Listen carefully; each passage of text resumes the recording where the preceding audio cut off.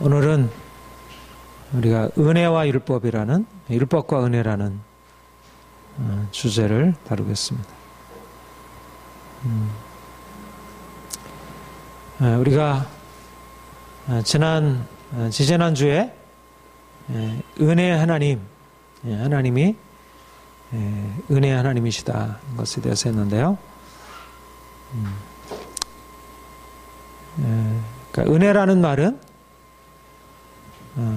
그러니까 우리에게 주어진 모든 것이 우리 자신에게서부터 난 것이 아니고 하나님께로부터 선물로 값없이 주어졌다는, 그러니까 우리의 생명도 우리가 살아가는 삶의 모든 것들이 다 하나님께로부터 났고 하나님이 주신 것이라는 이제 그런 것을 의미하고, 그런데 신약에서 특별히 이 은혜라고 말할 때 은혜라는 것은 그런 포괄적인 의미에서 하나님의 선물, 하나님이 베푸신 그 은총들을 말하기보다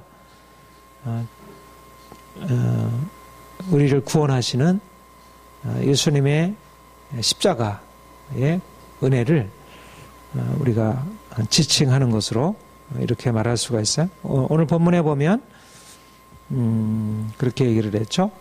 말씀이 육신이 되어 우리 가운데 거하시며 우리가 그의 영광을 보니 아버지의 독생자의 영광이요 은혜와 질과 충만하더라. 그러니까 예수 안에, 예수님이 이 땅에 육신의 몸을 입고 오셨는데 그 하나님의 영광으로 충만하신 그분, 그 예수 그리스도, 하나님의 아들이신 그 예수 그리스도께서 우리에게 그 영광을 나타내시면서 우리에게 베푸시는 것, 이것을 은혜라는 것입니다. 그러니까 우리의 삶에 주어지는 모든 것이 다 은혜라고 할 수 있지만, 특별히 그리스도께서 이 땅에 오셔서 우리를 위해서 행하신, 그러니까 우리로 하여금 하나님을 알게 하고 그분 안에서 우리의 삶에 근본적인 변화가 일어날 수 있도록 하신 것. 그러니까 16절, 우리가 다 그의 충만한 데서 받으니 은혜 위에 은혜로라. 율법은 모세로 말미암아 주어진 것이요 은혜와 진리는 예수 그리스도로 말미암아 온 것이라. 그러니까 모세로 말미암아 율법이 주어졌다면 은혜와 진리는 예수 그리스도를 통하여, 그러니까 은혜라 함은 특별히 예수 그리스도께서 이 땅에 오셔서 우리를 위해서 행하시고 십자가 지시고 그가 부활 승천하시고 성령으로 우리에게 행하신 일, 이것을 이제 은혜라 하는 것이고요.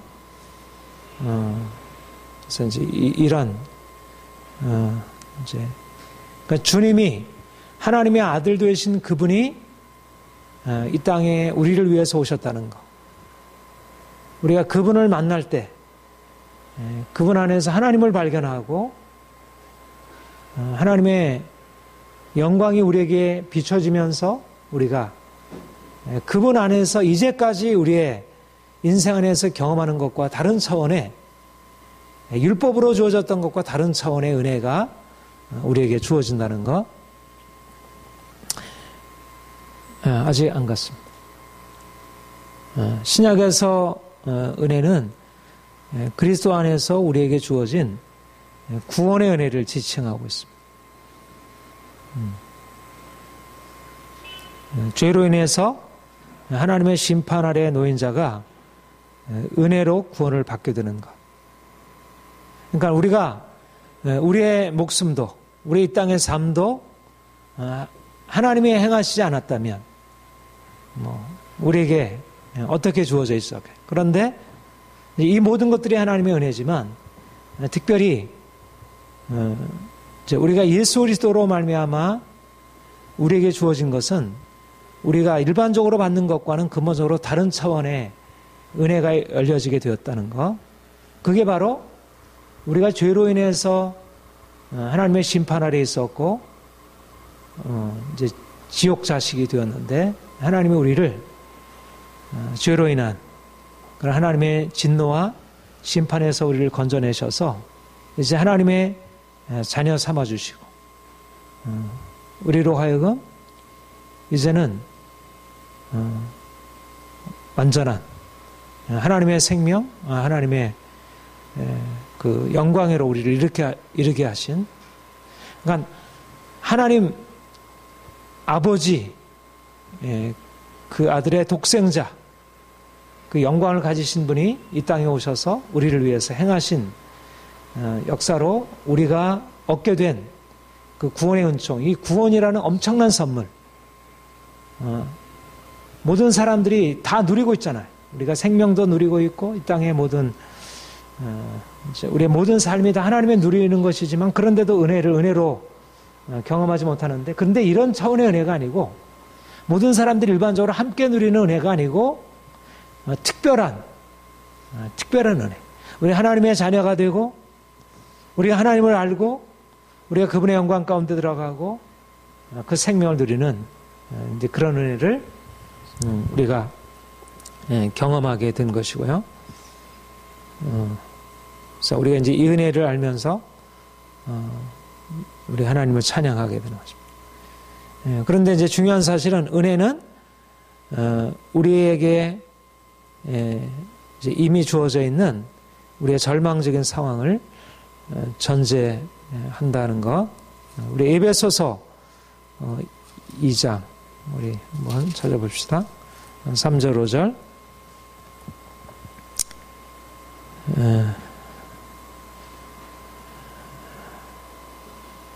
우리 같이 한번 읽겠습니다.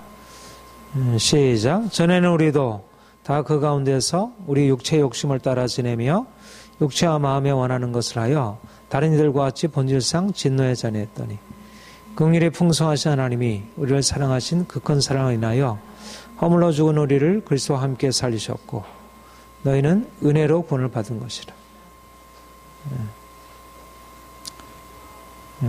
거기 6절 7절 8절까지 직접 시작. 또 함께 일으키사 그리스도 예수 안에서 함께 하늘에 앉히시니 이는 그리스도 예수 안에서 우리에게 자비하심으로써 그 은혜의 지극히 풍성함을 오는 여덟 세대에 나타내려 하심이라. 너희는 그의 은혜에 의하여 믿음으로 말미암아 구원을 받았으니 이것이 너희에게서 난 것이 아니요 하나님의 선물이라. 하나님이 우리에게 은혜를 베푸셔서 우리 자신의 행함이 아니라 그의 은혜로 우리를 우리의 육체의 욕심을 따라 육체와 마음에 원하는 거야 본질상 다른 일과 같이 본질상 진노의 자녀인 우리, 허물과 죄로 죽었던 우리, 본질상 진노의 자녀인 우리, 허물과 죄로 죽었던 우리를 주께서 살리셨다는 것. 주님이 우리에게 오셔서 우리에게 행하신 왜 이게 놀라우냐? 우리가 이 물 한 잔을 보면서도 이게 하나님이 우리를 위해서 베푸신 은혜라는 것을 생각하고 우리가 이제 감사함으로 받을 수 있는 것이고 또 우리가 그렇게 살아가는 것이죠. 그런데 그러니까 우리에게 주어져 있는 모든 것들이 다 하나님이 우리에게 풀어주신 은혜지만 우리가 주님을 떠나서 죄 가운데 있으므로 하나님의 심판 아래 놓이게 되었고 이것이 그러니까 너무 큰 절망적인 공경인 것입니다. 그러니까 이스라엘 백성들이 400년 동안 애굽에서 종살이 했잖아요. 누가 거기서 건져낼 수 있겠어요? 절망적인, 이게 도무지 알 수 없는 상황인데 하나님이 개입하셔서 하나님의 능력으로 그걸 건져내신 거예요. 그러니까 우리가 하나님이 우리에게 그리스도로 말미암아 우리에게 부신 은혜가 얼마나 큰 것인지 이것을 알려면 우리의 죄가 얼마나 심각한 죄이고 또 그 죄에 대한 하나님의 심판과 진노가 얼마나 큰 것인지, 왜 오늘날 사람들이 예수님이 우리를 위해서 행하신 그 구속의 은혜에 대해서 감격하고 정말 그것을 온전히 붙들지 못하는가?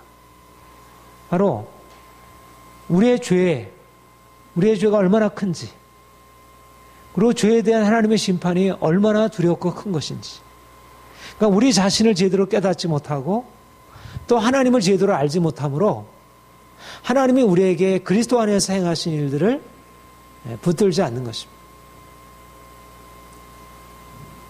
근데 우리가 하나님의 빛 가운데 서서 우리가 얼마나 죄인인지, 절망적인 죄인인지를 깨닫게 되고, 그리고 그 죄에 대한 하나님의 심판이 얼마나 두려운 것인지를 우리가 만나서 알게 되면서, 야, 하나님이 이렇게 놀라운 일을 행하셨구나. 그러니까 우리의 공경이 얼마나 큰 것인지를 발견할 때, 야, 내가 정말 내 인생이 절망적이구나. 그리고 모든 사람들이 절망적이구나.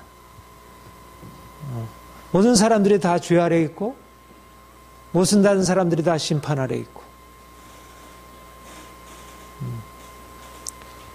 그것을 이제 깨닫게 되면서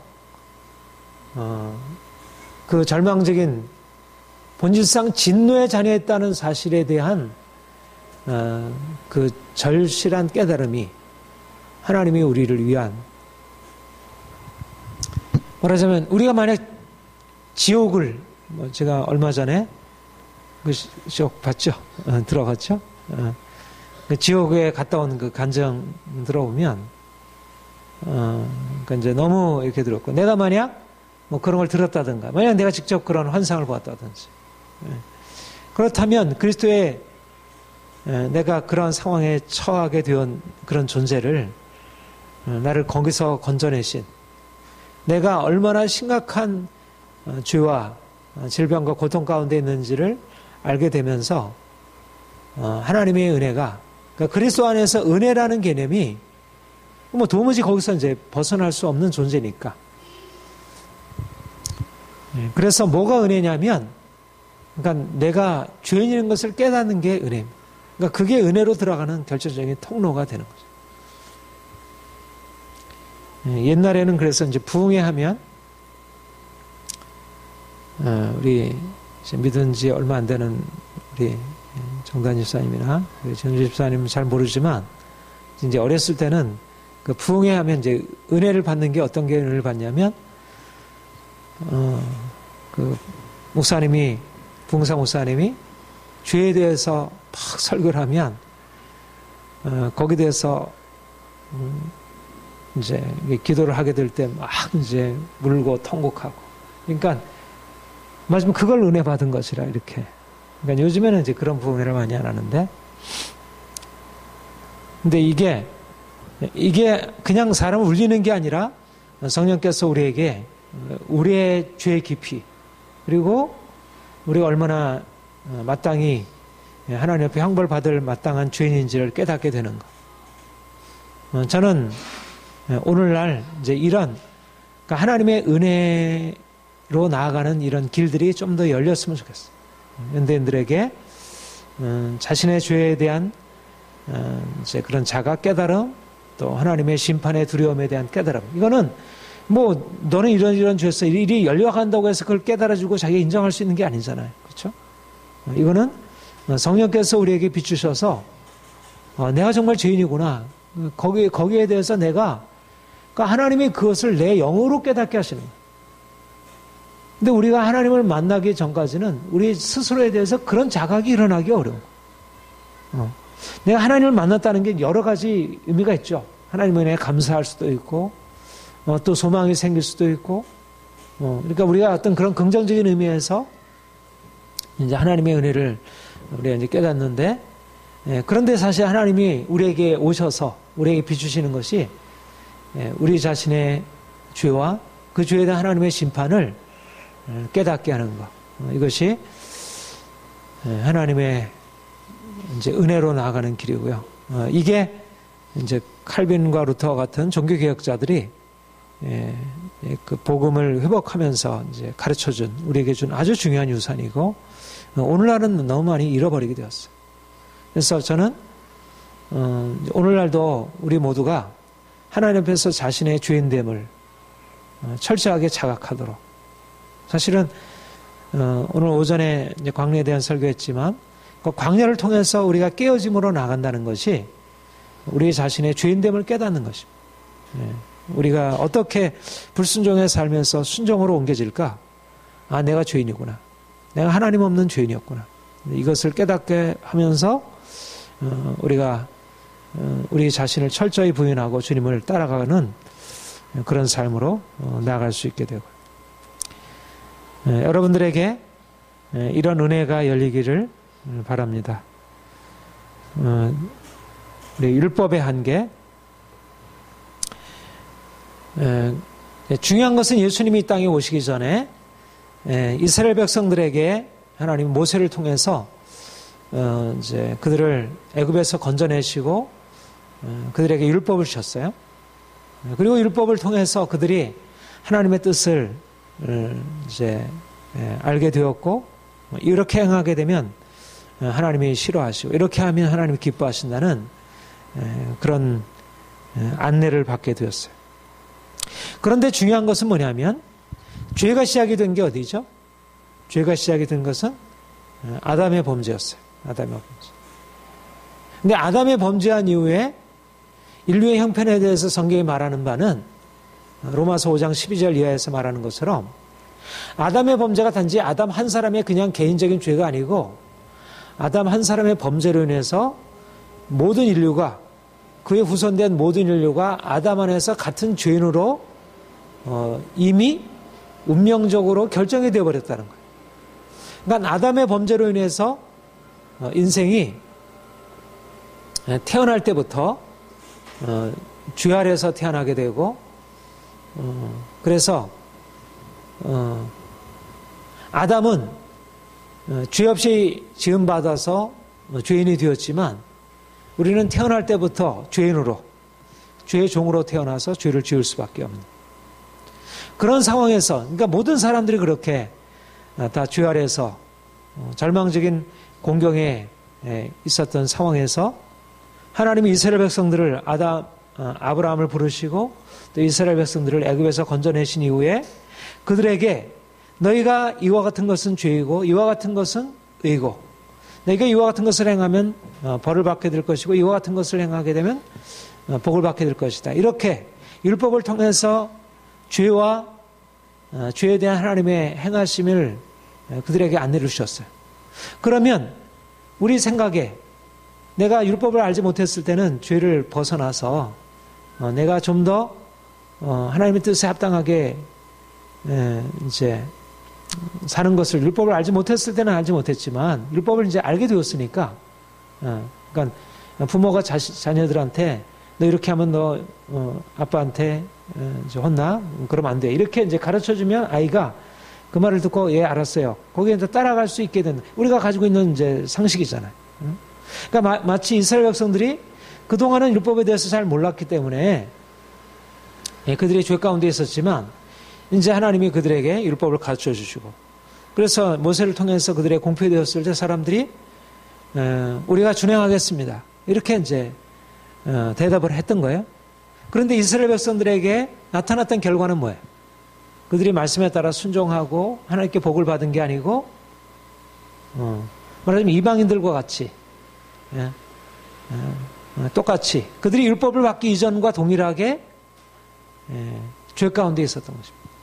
물론 광야에 있을 때도 물론 그랬고, 광야에서 연단받고 가나안 땅에 들어간 이후에 이스라엘 자손들의 삶의 것을 보면 우리가 뭐 사사기나 뭐 열왕기, 상하, 역대기, 이언서 모두 우리가 보게 되는 것은 뭐냐면 그들이 하나님의 율법을 듣고 배우지만 그러나 그 율법을 잊어버리고 또 율법을 알고서도 그들이 율법을 거스려 행하고, 그래서 죄 가운데, 그리고 어느 정도는 율법을 지켜 행한다고 하지만 그것은 형식적인 것이지 정말 마음 중심으로 하나님을 경외하고 하나님의 뜻을 따르는 사람들은 극소수에 불과하고 대다수의 사람들은 율법을 거스려 행했다는 것입니다.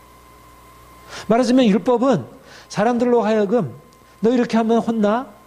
이렇게 하면 안 돼? 이렇게 이제 가르쳐 줬는데, 그런데 그 율법이 사람들에게 뭔가 이렇게 자각을 주고 뭔가 변화를 주기보다도 오히려 그 율법을 통해서 그들이 오히려 더 이방인들보다 더 교묘하게, 더 악해지고, 그들이 근본적으로 그 죄라고 하는 그 운명적인 그 공경에서 그들이 죄의 종이라는 운명적인 공경에서 그들이 벗어날 수 없었다는 거예요. 왜 그랬을까요? 그게 바로 아담이 지은 죄로 인해서 이미 사람들이 다 태어날 때부터 죄의 종으로 태어났고, 율법이 그 죄의 종이라는 상황을 깨뜨리고 나갈 수 있는 그 힘을 부여하지 못했다는 거죠. 율법은 우리를 아담의 죄로 인해서 인간의 공경, 죄의 종이며 사망이라는 종이라는 상태를 바꿔주지 못한다는 사실이 바로 이스라엘 백성들의 역사 속에서 드러난 것이고, 또 하나님이 우리의 삶에서도 우리가 이렇게 경험하도록, 그러니까 율법은 분명히 죄를 죄로 드러내주고 죄에 대해서 자각을 일으키지만, 율법이 사람들을 죄에서 자유케 하고, 그래서 하나님의 진노로부터 벗어나게 하지 못하고, 오히려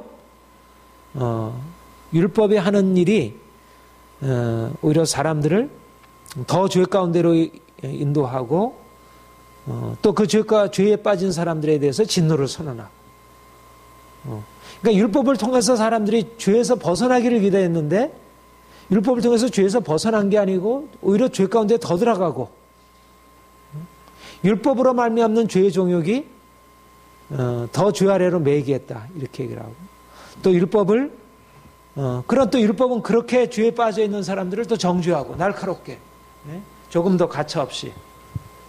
그러니까 율법을 통해서 사람들이 희망을 발견하게 되는 게 아니라 오히려 더 절망할 수밖에 없는, 이것이 이제 율법 아래에 있는 사람들. 그러니까 아담 이후에 모든 사람들이 죄 아래에 있고, 그리고 율법을 통해서 사람들이 죄에서 벗어나는 게 아니라 오히려 더 죄 아래로 속하게 되는 것. 이것이 율법의 한계라는 것입니다. 우리 로마서 5장 20절 한번 찾아봅시다. 로마서 5장 20절. 자, 같이 읽겠습니다. 시작. 율법이 들어온 것은 범죄를 더하게 하려 함이라. 그러나 죄가 더한 곳에 은혜가 더욱 넘쳐나. 그러니까 아담 이전에도 죄가 다스리고 있었는데, 율법이 들어와서 사람들을 죄로부터 벗어나게 해서 자유케 한 것이 아니라 오히려 범죄를 더하게 했다는 것. 이것이, 그래서 죄가 더한 곳에, 그러니까 예수님이 오신 것은 이미 율법을 통해서 어느 정도 죄를 다루고 난 이후에, 이제 죄의 문제가 어느 정도 다루고 난 이후에 거기에다가 은혜를 부은 것이 아니라, 오히려 율법을 통해서 오히려 죄가 더해짐으로 더한 곳에 오히려 은혜가 나타나게 되었다는 것. 로마서 4장 15절 같이 읽겠습니다. 시작. 율법은 진노를 이루게 하나니 율법이 없는 곳에는 범법도 없느니라. 그러니까 율법이 와서 사람들이 죄를 더하게 되고, 또 율법은 범법자를 심판하고 진노하게 되는 것입니다. 고린도후서 3장 6절. 고린도후서 3장 6절 같이 읽겠습니다. 그가 또한 우리를 새 언약의 일꾼되게 만족하셨으니 율법조문으로 하지 아니하고 오직 영으로 함이니 율법조문은 죽이는 것이요 영은 살리는 것이요. 율법조문은 죽이는 것이요. 자, 율법은 범죄를 더하게 하고, 율법은 진노를 이루게 하고, 율법조문은 죽이는 것이고, 이게 옛 언약의 율법이 가지고 있었던 죄인된 인간을 향한 굉장히 중요한 사실입니다. 모든 사람들이 다 모세율법은 아닐지라도 나름대로 율법을 가지고 하지만, 율법을 가지고 씨름하지만, 율법은 사람들을 죄로부터 자유케 하지 못하고 오히려 범죄를 더하게 하고, 또 율법은 범죄가 더한 그들에게 명확하게 진노를 선언하고, 그리고 죽이는 것으로. 그러니까 율법을 통해서 누구도 누구도 하나님 앞에. 그러니까 얼마나 이 죄의 세력이 깊은지, 죄의 세력 안에 인간이 행하는 것들이 얼마나 온전하지 못한지, 아무리 많은 사람들이 선을 행한다 할지라도 그들 안에 나름대로의 선이 있고 선을 향한 의지들이 있고 선행이 있지만, 그리고 나름대로 사람들의 도덕을 가지고 뭔가 변화를 이뤄가고 있지만, 근원적으로 성경이 얘기하고 있는 것은 근원적으로 사람들은 죄의 종이고 그들이 죄에서 벗어날 수 없다는 것이고, 그리고 분명한 것은 그런 죄 아래 있는 사람들을 율법은 그냥 발해두지 않는다는 거예요. 율법은 명확하게 그들에 대해서 진노를 선언하고, 그리고 율법은 그들을 죽이는 것이죠. 그러니까 아까 우리가 읽은 대로 허물로 죄로 죽었던 우리를 모든 사람들이 본질상 진노의 잔에 했더니 어떻게 그렇게 되겠습니까? 율법이 사람들을 나름대로 모세율법은 말할 것도 없고 모든 각 나라마다 민족마다 문화마다 나름대로 율법이 있어서 사람들의 잘못에 대해서 이러저러하게 드러내고 그것을 고치려고 하지만, 율법은 사람들을 바꿔주지 못하고 오히려 진노를 선언하고 그런 의미에서 전적으로 무능하다는 거죠. 율법이 가지고 있는 건 무능해요. 그러니까 그리스도께서 오셔서 이제 율법으로 할 수 없었던 것, 율법이 육신으로 말미암아 연약하여 할 수 없는 것을 주님께서 하신 것이죠. 우리 로마서 8장을 한번 읽어볼까요? 로마서 8장 3절.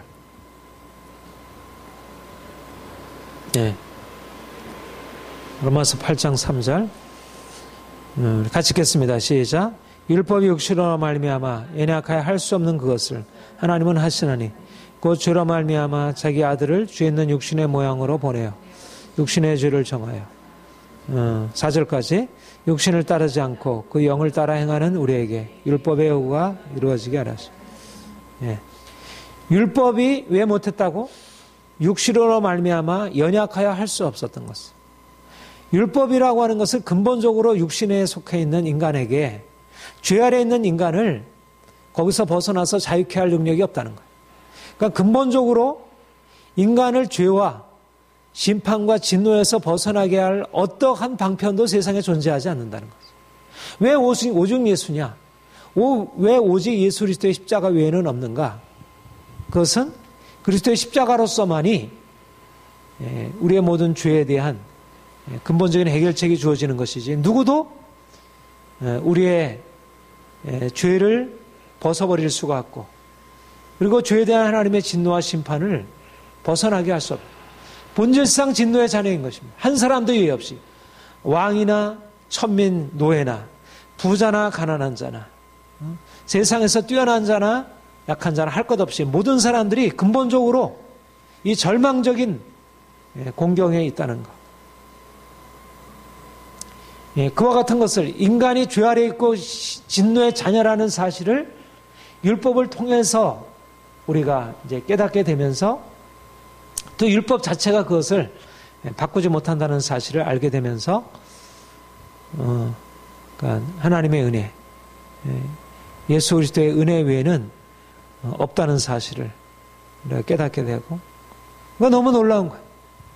그리스도께서 우리를 위하여 죄에 종된 우리를 영원한 심판에서부터 우리를 건지셨다는 이 은혜가, 그러니까 율법은 모세로부터 주어진 것이고 은혜와 진리는 예수로 말미암아 온 것이라. 은혜가 우리를 죄에 종된 상태에서 우리를 사망의 진노에서 우리를 지옥의 영원한 심판에서부터 건져주시는, 우리를 영원한 생명으로 인도하시는, 누구도 줄 수 없는 하나님의 아들이 되어 하나님과 함께 영생을 누리고 영광을 누리는 그 놀라운 은혜가 예수로 말미암아 영원한 지옥 심판과 이 땅에서 모든 고난과 절망과 두려움에서 우리를 건져주시는 그리스도의 은혜가 우리를 위하여 주어졌다는 것. 이것이 율법의 한계. 그러나 주님은 율법을 넘어서서 우리에게 주신,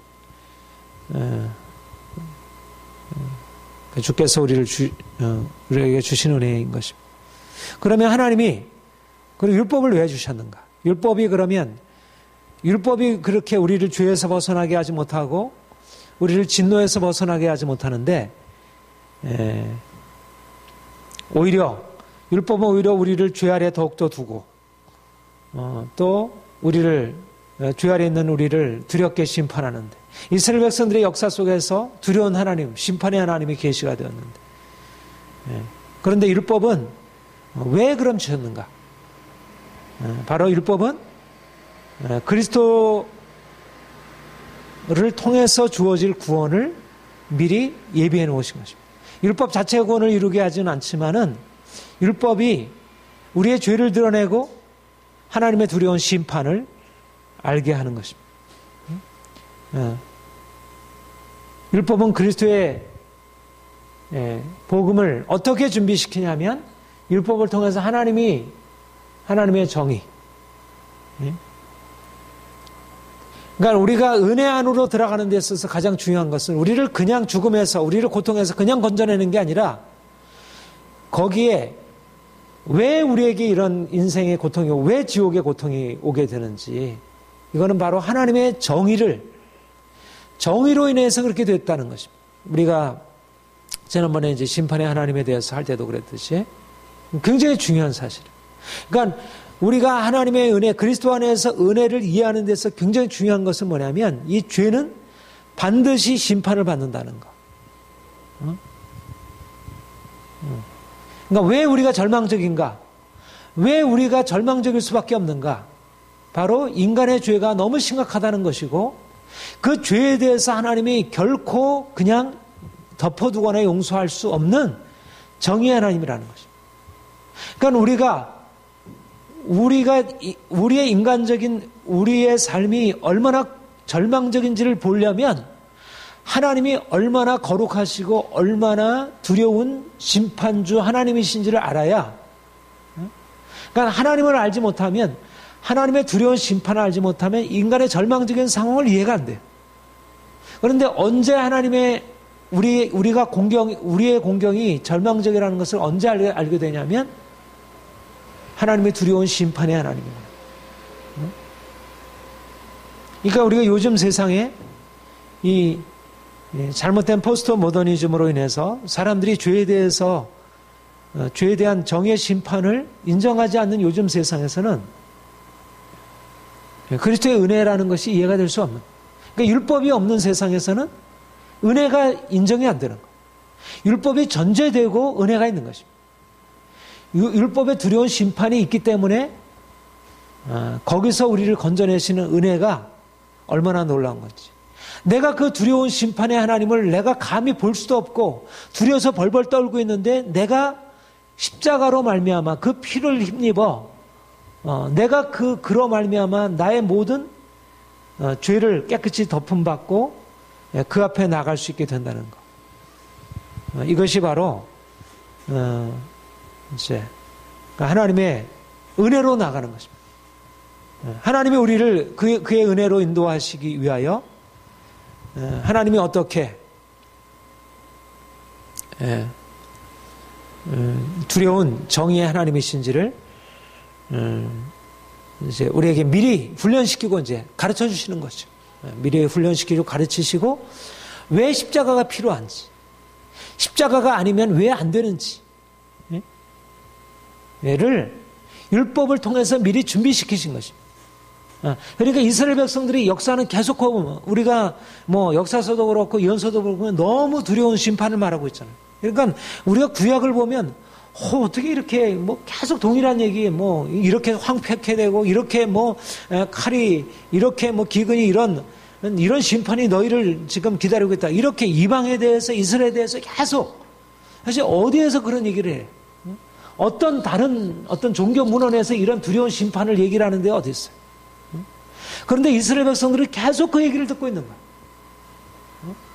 그러니까 그거는 오늘날 우리가 은혜의 하나님, 우리를 사랑하시는 하나님 이렇게 생각하면 그런 두려운 심판의 하나님은 우리에게 너무 낯선 하나님으로 여기신다. 그런데 그런 구약에서 이스라엘 백성들에게 광야에서 나타내신 그 하나님의 징계, 그리고 이스라엘 백성들이 가나안 땅에 들어가서 사사시대에 또 왕정시대에 바벨론 포로에 뭐 그런 아수르에 그렇게 잡혀가고 그들이 그렇게 고통당하는, 그리고 이스라엘 백성들이 당했던 모든 고통과 고난의 과정, 그것은 바로 그들에게 하나님이 이스라엘 백성들의 역사를 통해서 알려주셨던 것은 뭐냐면 하나님은 죄에 대해서 심판하시는 정의의 하나님이라는 것을 알려주신 것입니다. 그런데 그게 왜 중요하냐? 그게 우리의 신약의 복음과 무엇이 어떤 상관이 있느냐? 바로 그 하나님의 두려운 심판, 우리의 모든 행함에 대해서 낱낱이 보시고 헤아리시고 심판하시는 그 하나님이 바로 우리를 구원하신 하나님입니다. 그 심판의 하나님이 우리를 구원하시는 그 심판을 근데 그 심판을 그가 그냥 제거해버리는 것이 아니라 그것을 우리를 그 심판을 통해서 구원하시는 그것이 십자가라는 거예요. 그러니까 심판이 이해가 안 되면 십자가가 이해가 안 되는 거예요. 그러니까 가장 결정적인 우리를 저 심판, 저 지옥 심판, 저 진노의 잔이었던 우리를 하나님께서 긍휼히 여기셔서 우리를 자유케 하셨다는 이 십자가의 핵심적인 진리가 그 심판의 하나님을 이해할 때라, 얼마나 심판이 두렵고 큰 것인지를 이해할 때라야 비로소 하나님이 우리를 위해서 이 엄청난 일을 행하셨고, 그러니까 심판을 그가 대신 당하신 거죠. 그러니까 율법에서 당하는 그 심판을 이해하지 못하면 그리스도께서 우리를 위해서 대신 당하신 심판과 저주를 이해할 수 없는 거죠. 물론 율법에서 말하는 그 저주보다 예수님의 저주는 훨씬 더 큰 저주인 거지.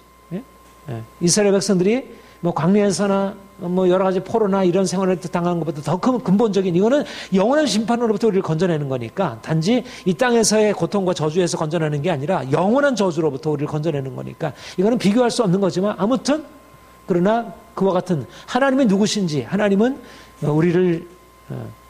우리의 죄에 대하여 낱낱이 심판하시는 분이라는 사실을, 그리고 장차 그 심판에, 이 땅에서 인류의 역사 가운데 심판하셨던 그 하나님이 장차 마지막 날에 이제 예수 그리스도를 통해서 행한 대로 심판하실 텐데, 그 행한 대로 심판하시는데 누가 그 심판에서 벗어나서 자유케 되느냐? 바로 그리스도의 십자가를 통하여 하나님의 심판을 벗어난 자만이 자유케 된다는 거죠. 그러니까 율법이 없이 그리스도의 십자가의 은혜가 이해가 되겠어요. 율법이 없이는 그리스도의 십자가 이해가 안 되는 거예요. 하나님의 심판에 대한 이해가 없이는 그리스도의 십자가 이해가 안 되는 거예요. 그래서 우리가 그리스도의 은혜를 얘기할 때 대속적인 은혜를 얘기하는 거예요. 네. 우리 이 정의를 통해서 십자가의 저주를 알게 되는 거예요.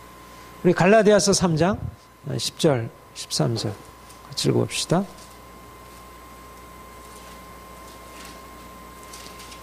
갈라디아 3장 10절과 13절 같이 읽겠습니다. 시작. 무릇 율법 행위에 속한 자들은 저주 아래 있나니 기록된 바 누구든지 율법책에 기록된 대로 모든 일을 항상 행하지 아니한 자는 저주 아래 있는 자라 하였습니다. 13절. 그리스도께서 우리를 위하여 저주를 받은 바 되사 율법의 저주에서 우리를 속량하셨으니 기록된 바 나무에 달린 자마다 저주 아래 있는 자라. 그러니까 바로 10절에서 말하는 것이 율법의 한계를 지적하는 것이기도 하고 율법의 의미를 말해주는 것이기도 하고, 말하자면 율법 아래 있는 자들은 율법의 저주에서 벗어날 수 있다 없다? 없다는 것이죠. 율법의 행위에 속한 자들은 저주 아래 있다. 왜냐하면 율법은 율법책에 기록된 대로 온갖 일을 행하지 않은 자를 저주 아래 있는 자라 했습니다. 그러니까 율법의 선언은 명백한 거예요. 율법을 지키지 않으면 저주 아래 있는 거예요. 이거는 이 땅에서도 그렇고 장차 심판에서도 그렇고, 율법은 가차없이 그냥 아주 냉혹하게 심판을 선언하고 있어요. 그러니까 누구도 어떤 행위에 어떤 사람들도, 아담의 후손의 어떤 사람들도 이 율법의 저주에 대해서 자유로울 사람이 하나도 없다는 거예요. 공자라 할지라도, 석가모니라 할지라도, 마호메트라 할지라도, 소크라테스라 할지라도, 누구라도 이 율법의 저주에 대해서 자유로울 사람은 한 사람도 존재하지 않는다. 그런데 13절에 누가 율법의 저주에서 벗어나느냐? 그리스도께서 우리를 위하여 저주를 받은 바 되사 율법의 저주에서 우리를 속량하셨으니 기록된 바 나무에 달린 자마다 저주 아래 있는 자라 했습니다. 그리스도께서 우리를 위하여 저주를 받으셨기 때문에 그 저주를 받은 자가 율법의 저주에서 벗어나게 되는 거죠. 그러니까 10절이 이해가 되어야, 율법의 행위로 악한 행위를 행한 사람, 율법에 불순종한 사람들이 저주했다는 사실을 아는 자라야 예수님이 왜 십자가에 달렸는지, 그리고 그 십자가에 달린 예수를 믿을 때 우리에게 어떻게 구원이 주어지는지를, 그러니까 그리스도의 십자가가 우리에게 은혜라고 하는 사실은 바로 하나님이 정의의 하나님이시기 때문에 십자가가 아니라면, 그 심판을 대신 담당하는 십자가가 아니라면, 그 하나님께서 택하신 이 방법이 아니라면 누구도 이 땅에서의 저주, 장차 우리에게 주어질 그 영원한 저주를 해결할 길이 없다는 거죠. 그러니까 우리가 그리스도의 십자가를 바라볼 때 우리가 감사하지 않을 수 없고, 우리가 그분을 높여드리지 않을 수 없는 것이죠. 이 엄청난 것을 행하셨으니까.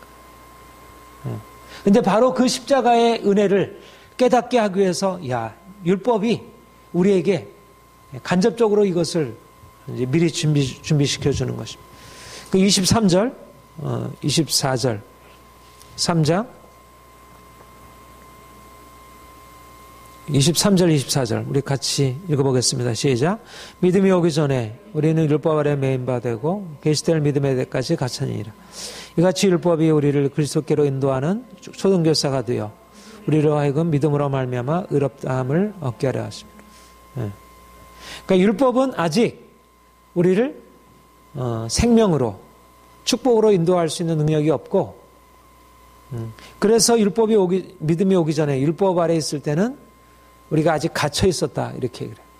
그러나 율법이 우리를 그리스도에게로 인도하는 초등교사, 그러니까 부분적으로 우리로 하여금 하나님이 누구시고 인간이 어떤 존재인지, 하나님의 거룩하심과 그분의 정의로우심과 그분의 두려우심을 율법이 가르쳐주고, 또 그 두려우신 하나님 앞에서 인간 존재가 얼마나 절망적인지를 율법이 비춰주는 거예요. 그러니까 율법을 통해서 우리가 우리 자신을 발견하게 될 때, 은혜가 우리에게 필요하구나, 우리가 은혜가 아니라면 이 절망적인 상황에서 벗어날 수 없는 것이구나 라는 것을 깨닫게 되는 거죠. 율법이 의미가 있습니까? 없습니까?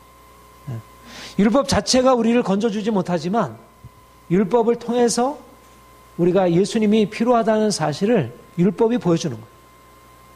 그러니까 우리가 그리스도의 은혜 안으로 나아가는 게 하나님의 행하심이 아주 다양한 방식으로, 예수님이 오시기 전에 우리의 삶의 모든 필요들을 주께서 은혜로 허락하시고, 또 율법이라는 소극적인 거지만 우리의 죄를 드러내주고 하나님의 심판의 두려움을 우리에게 보여주는 그런 것이지만, 그러나 그 율법도, 우리가 싫어하는 율법도 결국 하나님이 우리에게 그 예수님 안에 우리에게 허락되어질 그 놀라운 은혜를 우리에게 보여주시기 위해서, 오직 그분뿐이라는 사실을 우리에게 알게 하시기 위해서 허락하신 것이죠.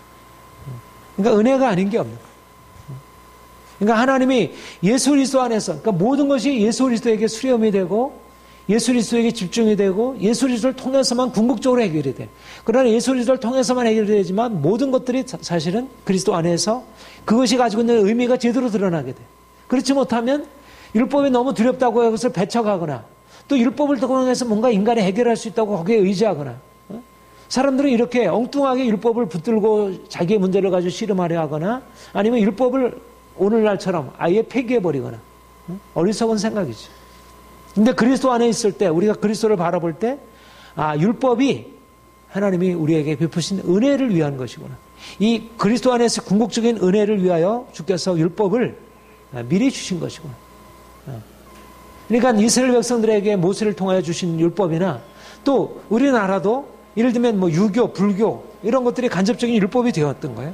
그래서 우리로 하여금 어떻게 인생을 살아야 될지, 어떻게 살지 말아야 될지, 물론 거기에 많은 오류가 있고 오염이 있지만, 그러나 간접적으로 인생의 옳고 그름을 보여주는 역할을 한 것이지.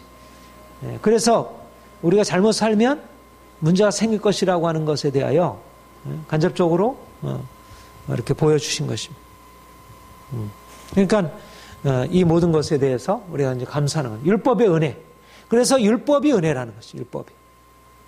그러니까 율법과 은혜는 그리스도의 은혜와는 분명히 구별되지만, 우리가 이 세상에서 얻는 바 모든 것들과 우리가 그리스도 안에서 얻는 이 영원한 생명의 은혜와는 분명히 구별되지만, 모든 생명, 우리의 살아가는 육체의 이 땅의 모든 삶이 하나님의 은혜이듯이, 마찬가지로 율법도 예수 그리스도 안에서 나타난 그 은혜와는 분명히 다른 것이지만, 이제 그리스도께서 오셔서 우리를 위해서 영원한 구원을 행하시고 영원한 생명에 참여하게 하시는 그 구원의 은혜와는 분명히 다르지만, 그러나 율법이 은혜라는 거죠. 율법이.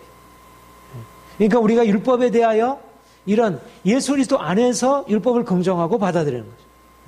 우리가 예수 그리스도 안에서 이 땅의 삶을 긍정하는 것이고, 예수 그리스도 안에서 한계가 있는 율법을 받아들이고, 왜냐하면 율법을 통해서 우리 인생 안에 예수 그리스도께서 얼마나 필요한지, 오직 예수 그리스도만이라고 하는 사실을 우리가 율법을 이해할 때 율법을 통해서 예수 그리스도를 약화시키는 게 아니라 오히려 율법을 통해서 한계도 보고, 율법을 통해서 그리스도께서 유일한 구원자임을 보고, 또 율법을 통해서 이제 그리스도를 향하여 나아갈 수 있도록. 그리스도 안에서 은혜가 있지만 율법도 예비적인 은혜임을 알게 됩니다. 양심과 도덕성과 법이 결국 그리스도의 은혜를 준비하게 되는 것을 보게 됩니다. 율법을 통해서 우리는 더욱더 주님을 찾게 됩니다.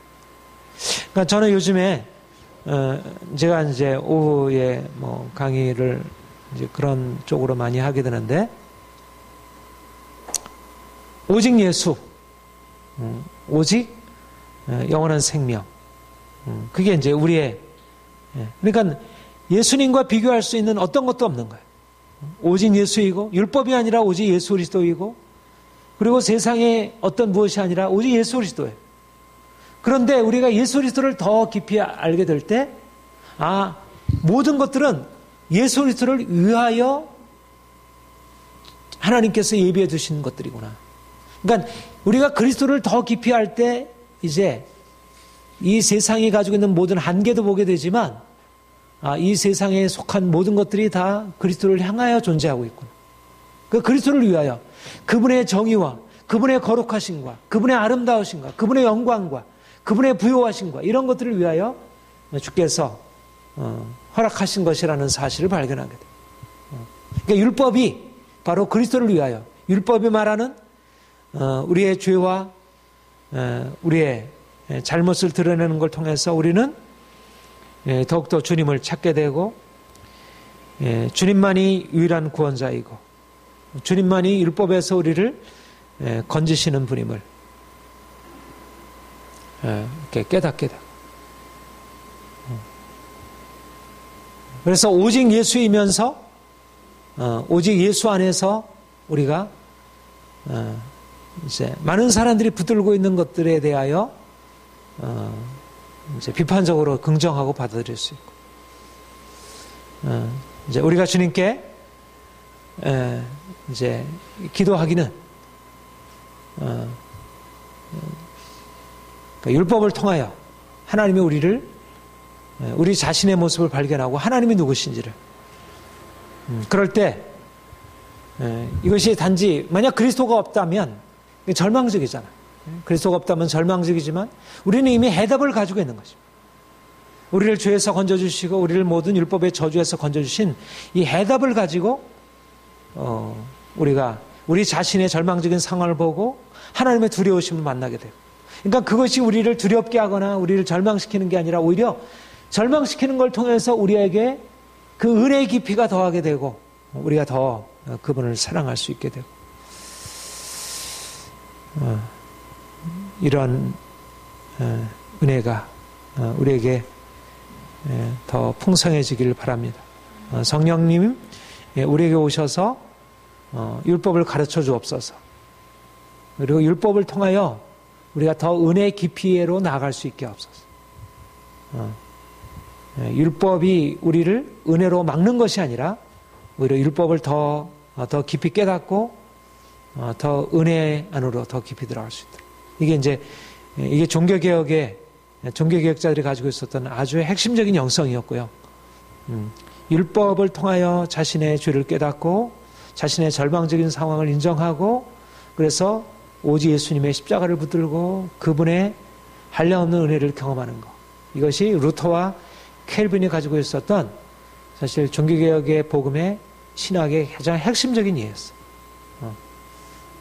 저는 우리에게도 동일한 이런 깨달음과 은혜가 성령으로 말미암아.